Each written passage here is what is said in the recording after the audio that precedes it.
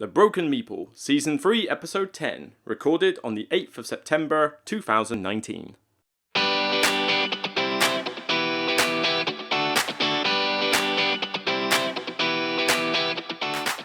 The Broken Meeple Podcast, a show devoted to board games, card games, and the people who play them. Sit back and enjoy, and remember, it's only a game.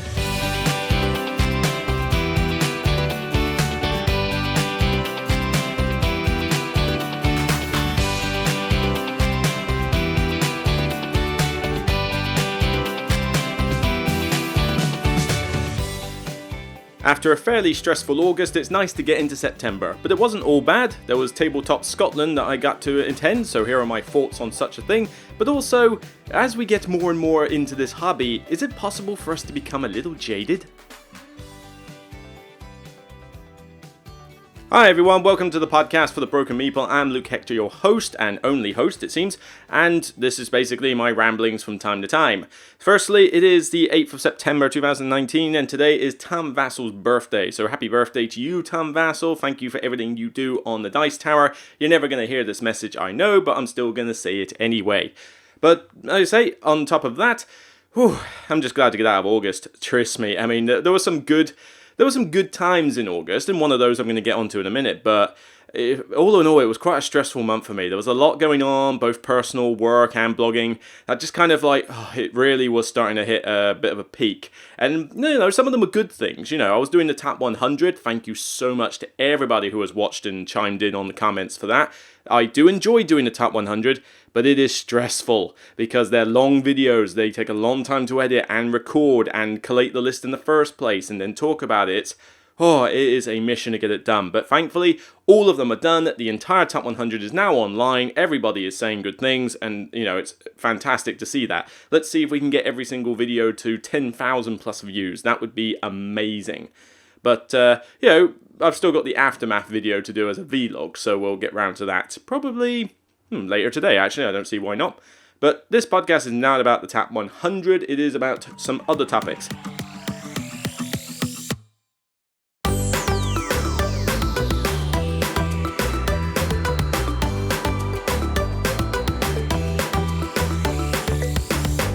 Firstly, I want to talk about Tabletop Scotland. Tabletop Scotland is a smallish convention up in Perth, so obviously in Scotland, funny enough. And this is a fairly small scale convention. It's only in its second year, and it's run by Dave and his friends, who essentially have just decided, there's no convention up in Scotland that's big on board games. They have to go to somewhere like Aircon. There's possibly the closest convention up north for a big board game convention. And so they decided to host one in Perth at the Dewar, I don't know how to pronounce it, but Dewar Centre in Perth.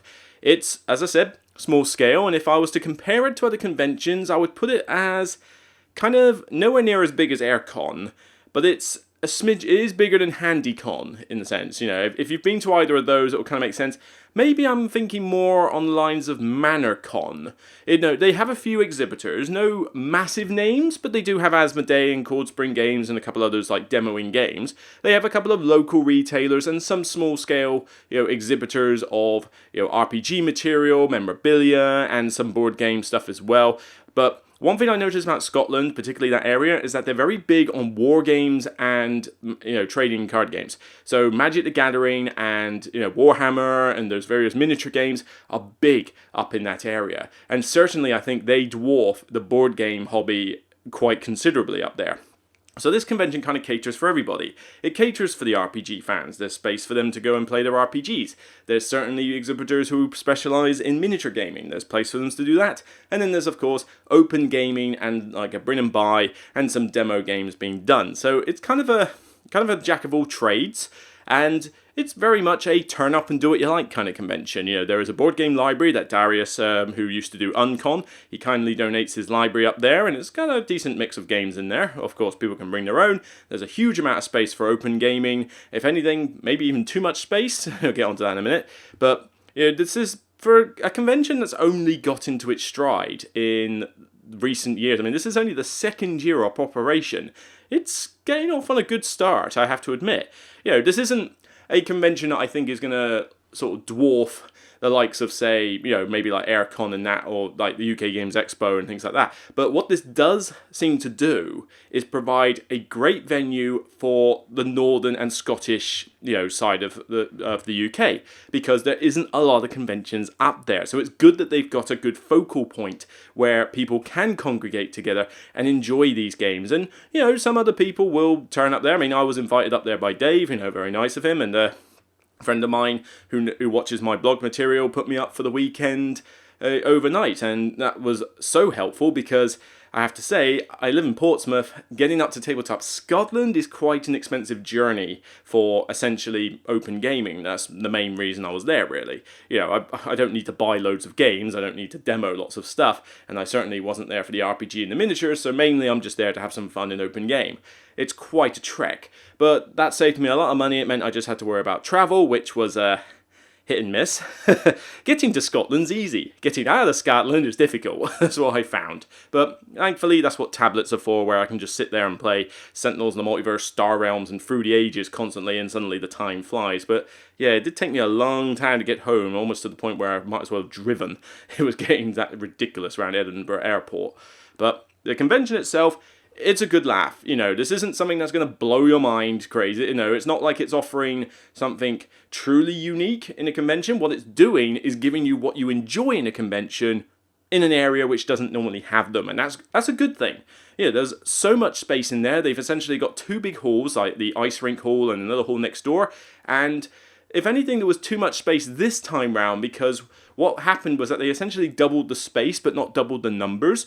But what it does mean is that for future years, if they just hang on to that space, they've got some room to grow. They've got room to add more people, and so it will become more of a, hopefully not too crowded, but, more of a sort of jam-packed filled event. But I'm not going to knock it when there's a lot of space, because frankly it means it's a bit more spacious, you can move around. The temperature, unfortunately, this was during the heat wave, so the heat was a little bit unbearable at times, even for Scotland, which I was a bit shocked by. But, on a normal weekend, the temperature would have been fine, I suspect. It's spacious enough that they could have had some circulation with the air. But, plenty of tables to get open gaming. I had no trouble finding either a group to game with or putting up a flag saying, I'm going to teach Wingspan, anybody want to come in? Boom, everybody's here. It's like, I lost track of how many times that was taken out. I literally had to sort of gun for it in the morning, like, oh, we're going to get out again. Oh my god, there's Wingspan, get out. It literally was that crazy, I mean, it's a popular game and I love it, it's in my collection, but trying to get it out of the library so you can teach other people is an absolute nightmare at every convention. It just happens. But on top of that, Bring and Buy, nice friendly little Bring and Buy, the usual thing of go in and find yourself a game that you want, not necessarily a bargain, but a game that you want, if nothing else. I got to meet some of my buddy John's friends, and game with them, that was a good laugh. Got to game with some complete strangers, who wanted to, they were trying to learn Coimbra, so I decided, oh well, I haven't played Coimbra in a while, let's get in, teach them. We had a good blast with 4-player Coimbra, and I kind of ran away with the game a bit, but then I find that munchkining the Pilgrim does tend to do that at times. But yeah, it was a good, fun time. Dave and his bunch are a friendly group of people. They're hard-working. They put a lot of effort into this. You can see them all over the place, responding to people's queries and concerns. There's a cafeteria at the place, so you can actually get some half-decent food. Not the cheapest in the world, but then it never is at conventions, and that's no biggie.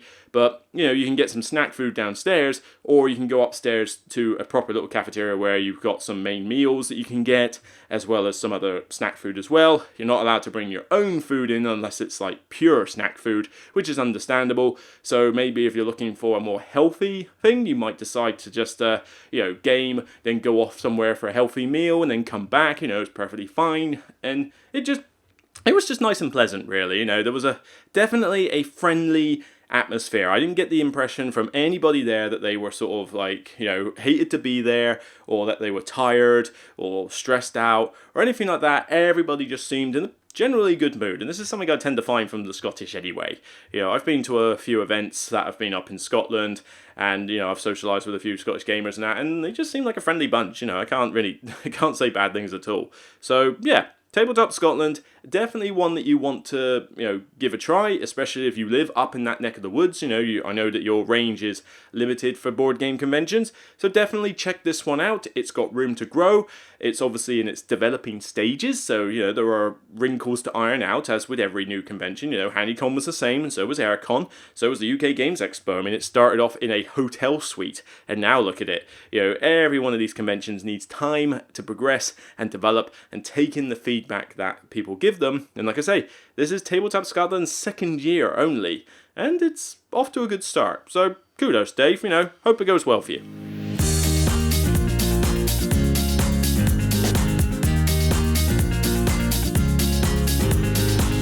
So, were there any new games that I played at the convention? Not a great deal, because to be fair, I was teaching games, or I was showing off games that I already knew and teaching them and that.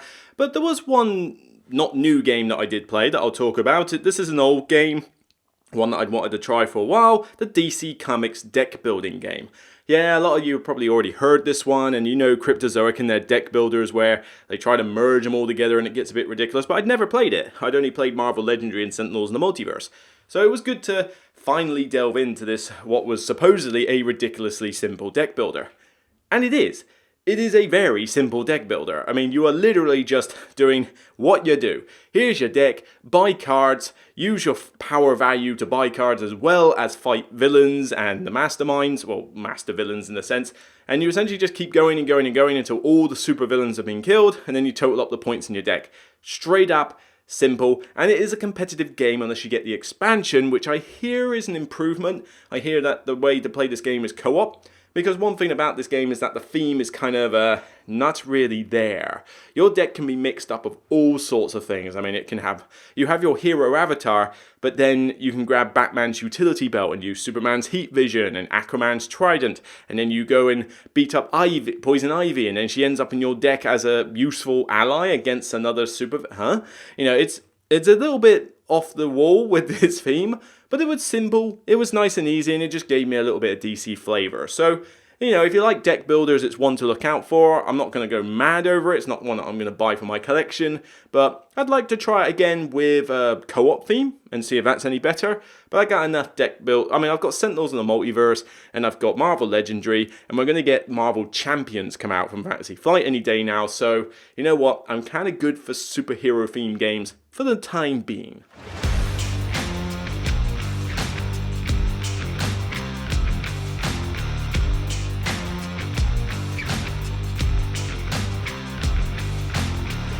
So on to the discussion topic for this episode, and, well, it's kind of come up a little bit recently, not just from Facebook posts and the odd Twitter post, but just kind of my feelings in general, really.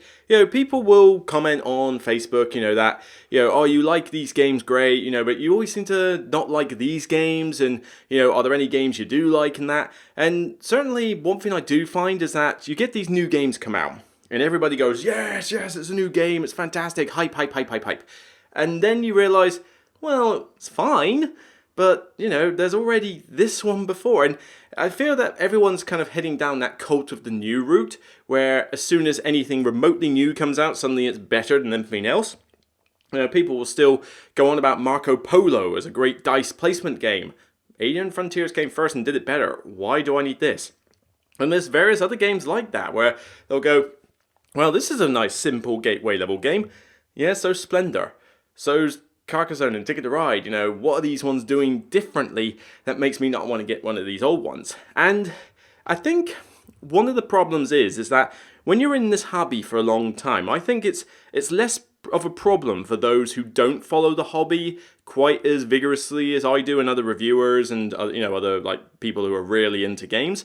The casual gamers, I think, get off alright, because they see all these games come out, like thousands and thousands of games. They have no hope in seeing them all. I have no hope in seeing them all, but they just grab whatever ones they like, and they're just generally like a kid in a candy store all the time. I had that feeling when I first started out, not so much anymore, but they get to see, all this new stuff, never get tired, never get bored, and they'll see something that they've probably never seen before, even though we've seen about 10 versions of it, and they're all great, love it. But I feel that we, as reviewers, as critics, and certainly as veteran gamers, have the slight issue that after a while we do kind of become a little jaded. If you can hear a buzzsaw outside, I do apologise. I've taken the microphone elsewhere, but Sadly, my neighbour is a bit of a DIY fanatic. But as I find out, a new game comes out and it's like, yeah, that's great, but it's not as good as this one, or I want something new. I talk a lot about innovation in games. I want to see something different. I want to see something new, unique, innovative in a game to make me think, right, this is a solid game and you should get this rather than this one. Or it sits alongside another one. And I just find a lot of these days, because we get so many games every year, that maybe the feeling of jadedness does come through a little bit. Not necessarily like in videos I do or anything, I'm not talking about that, but just that feeling of jadedness does kind of flow through me a little bit, because I want to see something different, and when I don't see something different, it's just disappointing. There's a few games that I've done recently, like I did a Atelier Painter Studio. It was an AEG release. The game itself is fine, but you've got Splendor, you've got Majesty for the Realm, you've got even Century Spice Road if you very much like it. It doesn't offer anything that would make me want to get rid of those games, and you can still get those games, so why have this one released? It needs to be something different. And then all these other new ones come out, and it always has to be some 3 hour plus euro in order to get any any way forward. Take Pipeline as a recent one. People have gone sort of mixed feelings on that, but the ones who love it are kind of going, oh yeah, this is a cool economic game, and even though it takes 3 hours, it's still engaged in that. It's like, well, you've got a lot of economic games already. What is this one doing that's different from the others? I mean, it's got that titchy little pipe building mechanic, which is frankly a small element of the game, and it doesn't last long enough to be that interesting. So the rest of it is just generic economics. Buy something, do something with it, sell it for a higher price. The end. It's a mini adventure. It's the same as every other economic game. So why are we going nuts over that when you've already got something to go nuts over? Why do you need another one?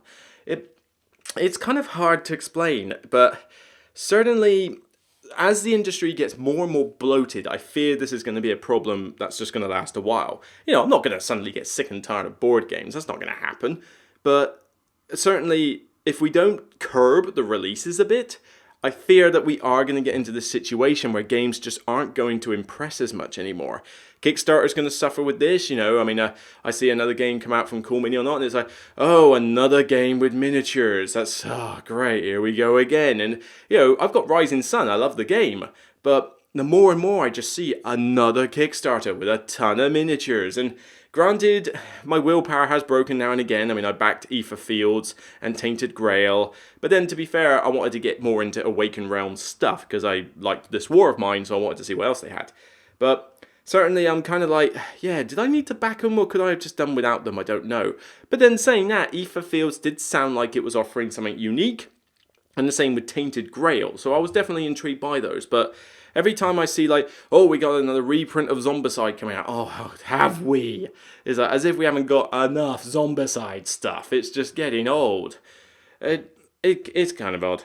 But, we get so many games every year, and I feel that in the old days, when a game came out, everybody would go nuts over the game because there wasn't a huge amount in that year. Games were popular back then, not necessarily because the game was good, but just because it's a new game, it's something different, and at that time it was different because there wasn't a huge bloatedness in the genre.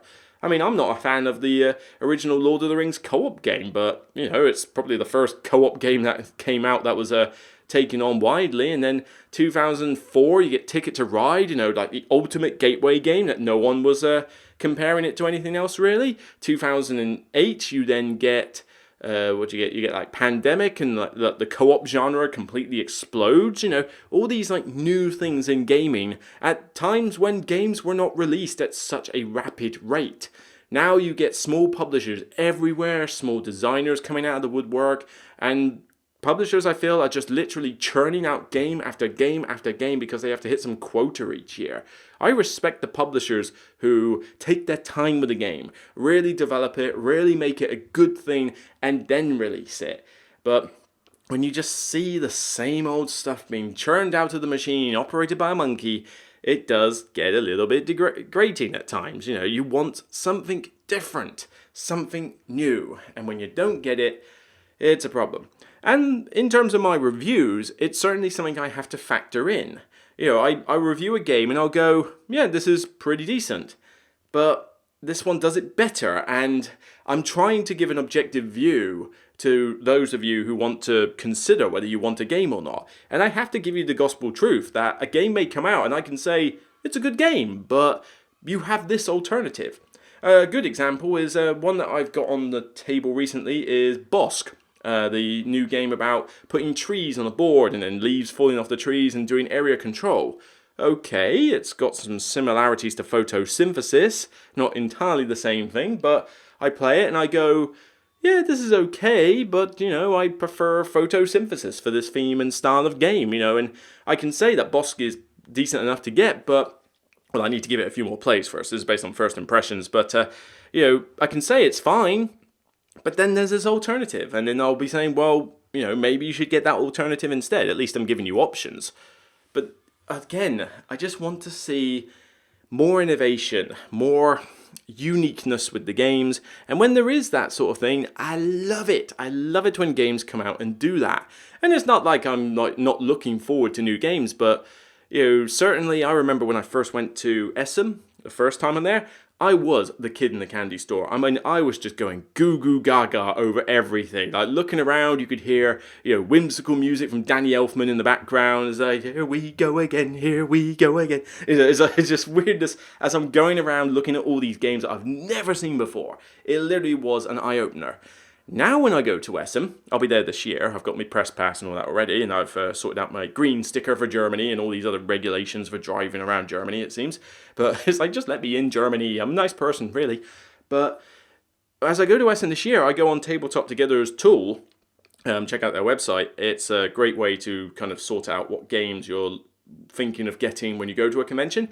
And I went through this list of games, and I'm just looking at them, and I have to think, right, I haven't got time to look at every single game in absolute detail. So let's look at the stuff that either gives me a fun title, good mechanics that I'm interested in, a designer or a publisher that I respect, or a good box cover that makes me go, ooh, that's interesting.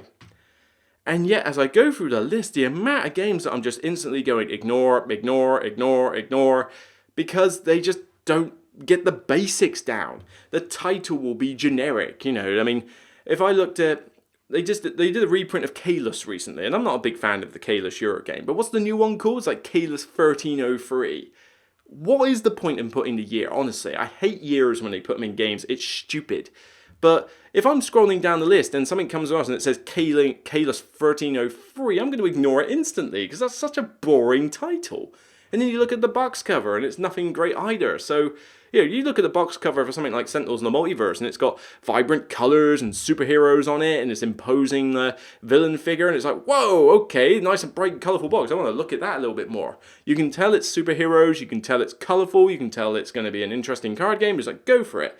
And then you look at some of these other games. I mean, if I looked at Ethnos on a picture of the game or picture of the cover, I'd just gloss right by it and just go ignore. Because it doesn't even get the basics down. But that being said, I go through the list and I go ignore and I go like, want, need and all this lot. Some of it I've already played or backed on Kickstarter, so it's not a big deal. Some of it I'm getting as a review copy, so again, it's not much to put as need. But when I look at the list of games that I'm like, okay, I have not heard of these, not played them yet, I want to try them out, it's a much shorter list than it would normally be seen. I mean, I would have had a much bigger list a few years ago. And certainly, there's a lot of games being released, so the proportion of games being released compared to what I actually want to look at is very, the games I want to look at compared to how many there are, it's a small ratio. I'm looking at a very select group of games. As I'm walking around the convention, I'll look around and see something that just looks like another area control game with miniatures on the board. It's just like, okay, whatever. I'll look around and I'll see another space game of, building ships and shooting down your enemies. And it's like, well, we have several games like that already. And it's just, I hate to use the word jaded, but I fear that might just be a thing. Games have got to come out and wow me. They've got to show me something different. Otherwise, I fear that they are just going to get lost in the ether. And it's not just me. I think this is going to be the same with a lot of people. I feel that if people are saying, oh, this game's amazing, but not consider what's already out, I think you're doing a disservice as a reviewer or a critic. you've got to consider the whole big picture.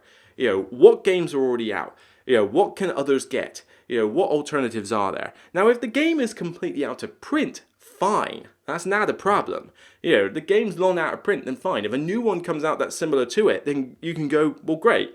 You can't get hold of this game anymore, therefore you should probably get this one. And that'd be awesome. But when you've got 50 different games doing the exact same thing, you got to look at it with a slightly more objective viewpoint. And as I say, this is a kind of a subjective topic. It's definitely one that I'd be interested to hear other people's thoughts on, catch up on Twitter on the subject or put them in the YouTube comments when I put this up. And just let me know, is there a danger that people will just become jaded on the hobby? Again, I'm not saying I'm going to quit the hobby. No. I still love games, okay? That's not a problem. But it's the fact that the market is getting so bloated. Do you think that this is a good thing for the hobby, that we're getting so many releases each year and probably too many to note? Or do you think that this is a sign of danger that we should be concerned about, where because there's such a volume of games, it's going to influence people's opinions, it's going to influence what people trying to get into the hobby will do, when they see so much choice and they don't know where to start? Let me know your thoughts on this. I'd be interested to know.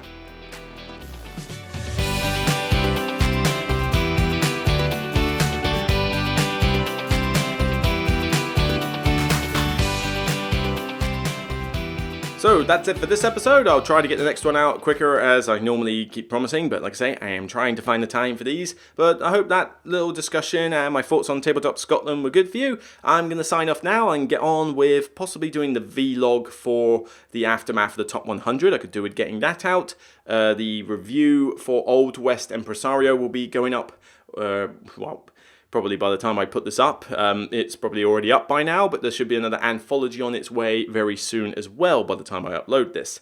So, there's more on the horizon. There's a lot of games I got to get reviewed. Obviously, the top 10s are going to come back into fray now that the top 100 is done. I've got some interesting topics like top 10 games I've warmed up to and top 10 middleweight games. That should be interesting, because everybody talks about light and heavy. Not many people talk about middleweight, so that's going to be an interesting and somewhat subjective discussion as to what middleweight claims to be. Solo playthroughs, I've got to do a solo playthrough for Talisman on Steam at some point.